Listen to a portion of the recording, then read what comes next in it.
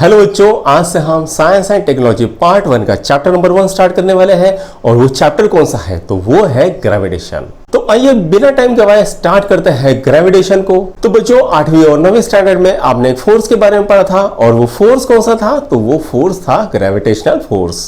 इसमें हमने पढ़ा था ग्रेविटेशनल फोर्स एक यूनिवर्सल फोर्स है जो यूनिवर्स के हर दो ऑब्जेक्ट के बीच में मौजूद होता है, या ऐसा कहे यूनिवर्स का हर एक ऑब्जेक्ट दूसरे ऑब्जेक्ट को एक इनविजिबल फोर्स से अट्रैक्ट करता है, और उस फोर्स का नाम है ग्रेविटेशनल फोर्स। अब देखते हैं बच्चों ये फोर्स किस तरह से डिस्कवर हुआ है। तो बच्चों इस ग्रेविटेशनल फोर्स को डिस्कवर किया था हमारे परम पूज्य साइंटिस्ट श्री आइजैक न्यूटन साहब ने। ऐसी कहावत है कि वो एक एप्पल के पेड़ के नीचे बैठे थे और अचानक से उनके सर पे एप्पल गिर गया और उन्होंने ग्रेविटेशन के फोर्स को डिस्कवर कर दिया। मान लो अगर वो नारियल के पेड़ के नीचे बैठे होते और ऊपर से एक नारियल गिर गया होता तो क्या होता? कोई लॉ बनता ही नहीं। अच्छा, जब उनके सर के ऊपर एप्पल गिरा तो क्या उन्होंने खा लिया? उन्होंने सोचा कि ये एप्पल जो गिरा ये सीधा नीचे ही क्यों गिरा, इधर उधर लेफ्ट राइट दाएं बाएं क्यों नहीं गिरा? इसके ऊपर उन्होंने बहुत सर्च किया, उसके ऊपर उन्होंने लैब में जाके बहुत सारे एक्सपेरिमेंट किए।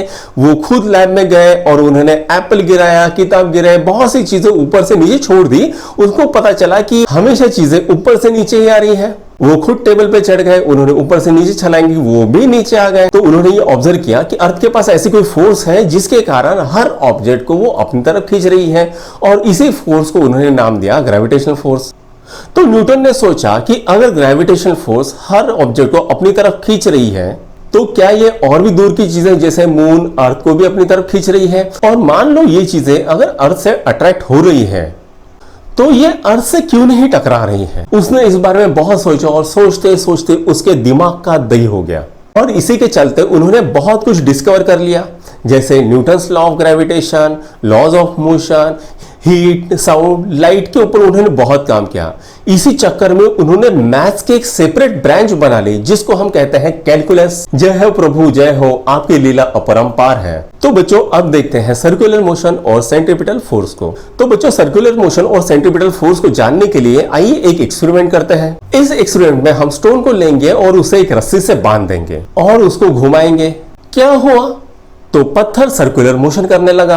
ये पत्थर सर्कुलर मोशन क्यों करने लगा?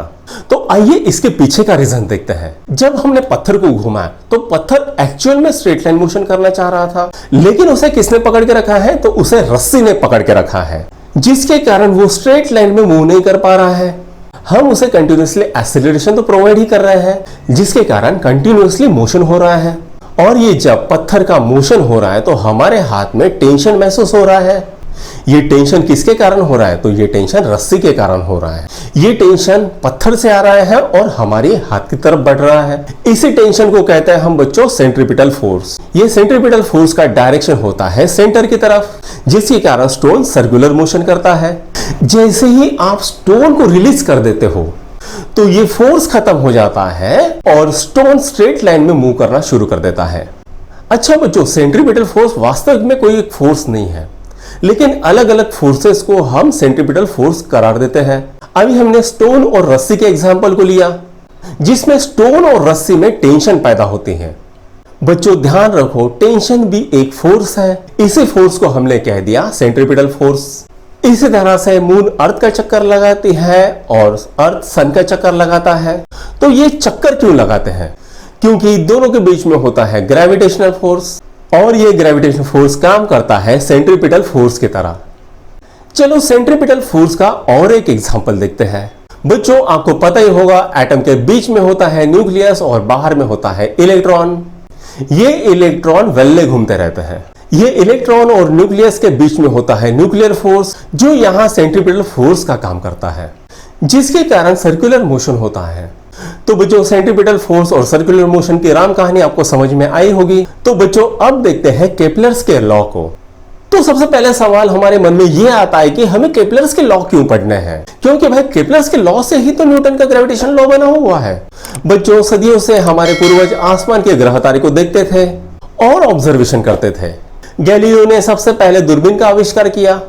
इसके कारण सभी चीजों को देखना बहुत आसान हो गया। और हम बहुत ज्यादा डेटा कलेक्ट करने लग गए। इसी कड़ी में एक साइंटिस्ट थे जिनका नाम था टाइको ब्राहे। उन्होंने आसमान का बहुत अच्छा ऑब्जर्वेशन किया और बहुत सारा डेटा उन्होंने कलेक्ट कर लिया। टाइको ब्राहे के अंडर में एक सज्जन काम करते थे जिनका नाम था जोहानस केपलर।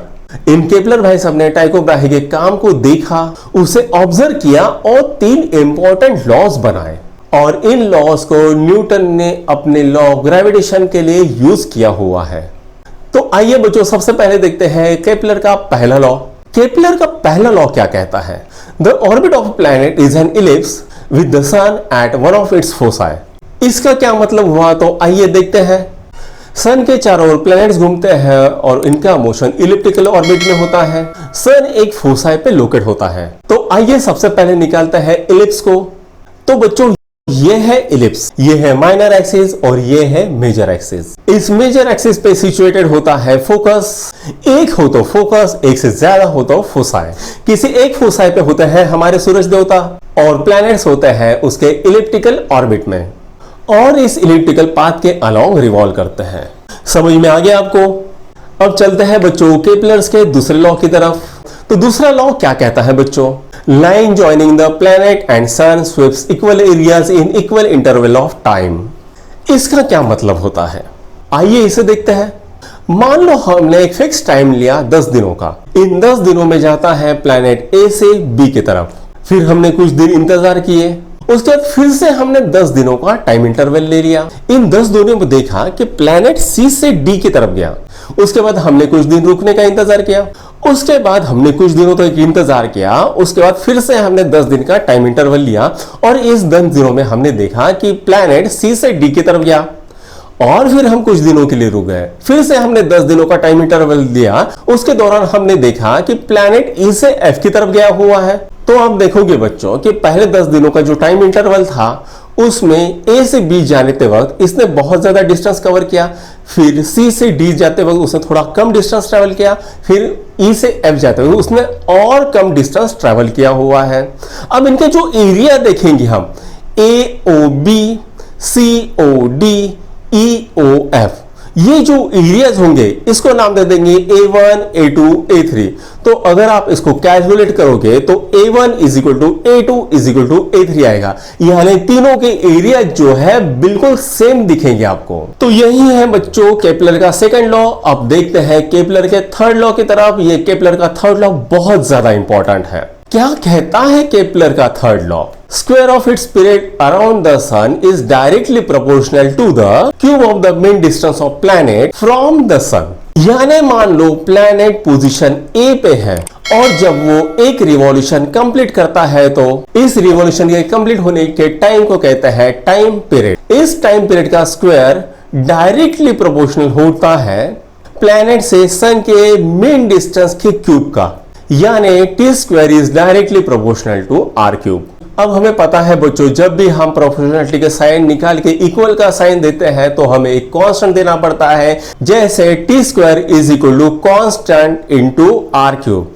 अब यहां पर आर क्यूब को इसके नीचे लेके आएंगे, T square upon R cube is equal to constant. एक मजे की बात बताऊं बच्चों आपको, ये मेजर एक्सिस होता है ना, मेजर एक्सिस, इसका अगर आधा हमने ले लिया तो बन जाएगा सेमी मेजर एक्सिस और माइनर एक्सिस का आधा लिया तो हो जाएगा सेमी माइनर एक्सिस। ये जो सेमी मेजर एक्सिस होता है यही होता है mean distance of a planet from sun. तो बच्चों आज का लेक्चर यहीं खत्म होता है। अगले लेक्चर में देखेंगे Newton's universal law of gravitation.